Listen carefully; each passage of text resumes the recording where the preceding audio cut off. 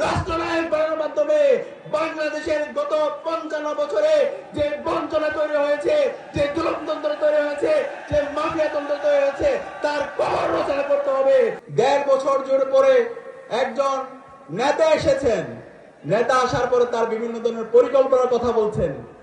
1.5 বছর জুড়ে আমরা দেখতে পেয়েছি জুলাই বিপ্লব পরবর্তী ওই দল সেই আগের কায়দার রাজনীতি তারা করছে, সেই দুর্বৃত্তায়নের রাজনীতি তারা করছে, সেই চাঁদাবাজি, টেন্ডারবাজি, গুম খুনের সেই ফেসিবাদী কাঠামোর রাজনীতি তারা করছে।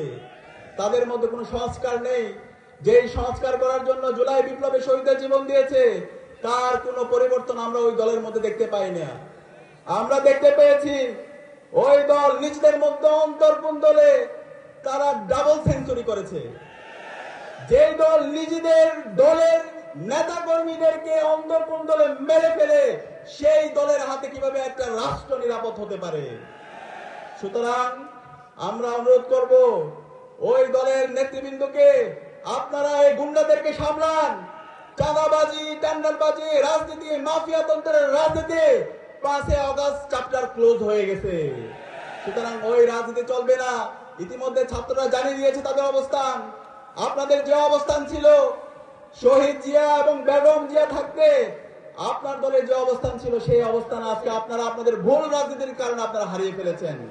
সুতরাং এখনো সময় আছে, নিজেদেরকে সংস্কার করেন, জুলাইয়ের শহীদদের আকাঙ্ক্ষাকে ধারণ করেন, বাংলাদেশের তারুণ্যকে ধারণ করেন এবং চাঁদাবাজি, টেন্ডারবাজি, মাফিয়াতন্ত্রের বিরুদ্ধে জিরো টলারেন্স নীতি ঘোষণা করেন। এইভাবে যদি ঘোষণা করতে পারেন, তাহলে বাংলাদেশে মানুষ আপনাদের কথাগুলো আবার নতুন ভাবে ভাববে।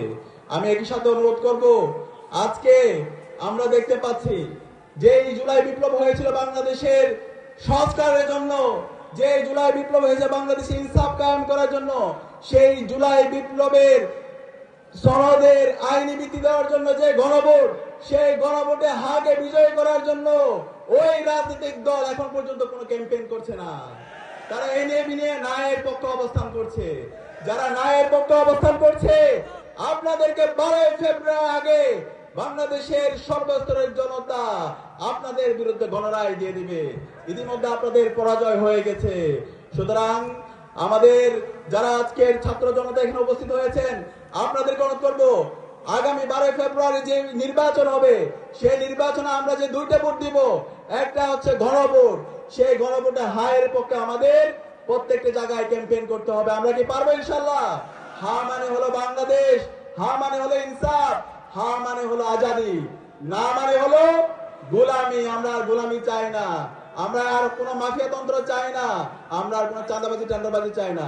একই সাথে এই হায়ের সাথে আমাদের দাঁড়িপাল্লার পক্ষে আমাদের ক্যাম্পেইন করতে হবে, আমাদের ইগলের পক্ষে ক্যাম্পেইন করতে হবে, আমাদের শাপলা কলির পক্ষে ক্যাম্পেইন করতে হবে, আমাদের 11 দলীয় জোটের যে প্রার্থীরা আছে তাদের পক্ষে ক্যাম্পেইন করে বাংলাদেশে ইনসাফের পক্ষে আমাদের যারা প্রতিনিধিরা আছে, আগামী 12 ফেব্রুয়ারি ভূমিদয় বিজয়ের মাধ্যমে ইনসাফের প্রতিনিধিদেরকে বিজয় করে নিয়ে এসে ডাক্তার শফিকুর রহমানকে রাষ্ট্রনায়ক বানানোর মাধ্যমে বাংলাদেশের গত 55 বছরে যে বঞ্চনা তৈরি হয়েছে, যে জুলুমতন্ত্র তৈরি হয়েছে, যে মাফিয়াতন্ত্র তৈরি হয়েছে, তার কবর রচনা করতে হবে। আমরা কি পারবো ইনশাআল্লাহ? ইনশাআল্লাহ। ইনকিলাব জিন্দাবাদ।